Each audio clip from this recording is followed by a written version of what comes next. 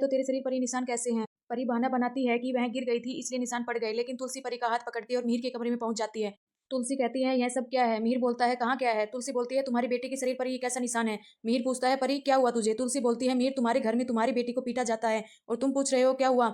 इतना तक नहीं पता कि तुम्हारे ही घर में रणविजय तुम्हारी बेटी को पीटता है। मिहिर बोलता है कि परी ये तुम्हारी मम्मी क्या बोल रही है? क्या रणविजय तुम्हें मारता है? परी कुछ नहीं बोलती, पर तुलसी कहती है तुम इससे क्या पूछ रहे हो? इसका तुम्हें पता होना चाहिए था। तुम्हारी छत के नीचे तुम्हारी बेटी को पीटा जाता है। इससे अच्छा होता मैं अपने बच्चों को साथ ले जाती। अरे जब मैं घर छोड़ रही उस टाइम मैं सोची कि मेरा खुद का ठिकाना नहीं है, ऐसे में बच्चों को कैसे लेके जाऊंगी। लेकिन अभी जो इसकी हालात है देख रही हूँ तो लगता है इन्हें लेके जाती तो ही अच्छा होता, क्योंकि इसकी जिम्मेदार सिर्फ तुम हो।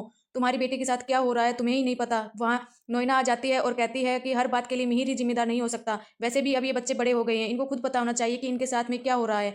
नोइना कहती है परी बहाना बना रही है, क्योंकि परी पहले भी ये सब कर चुकी है।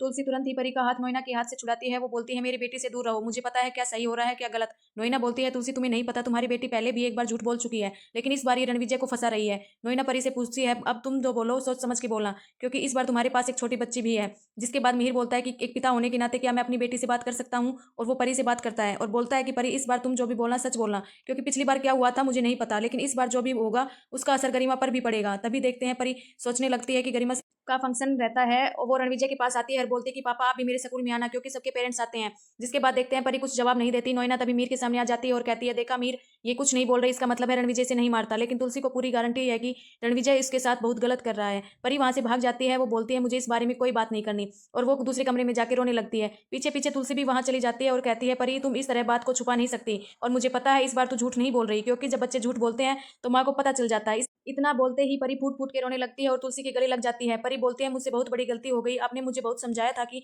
रणविजय अच्छा लड़का नहीं है, मैंने आपकी बात नहीं मानी। सॉरी माँ, मुझे माफ कर देना, मैंने आपकी बात नहीं सुनी।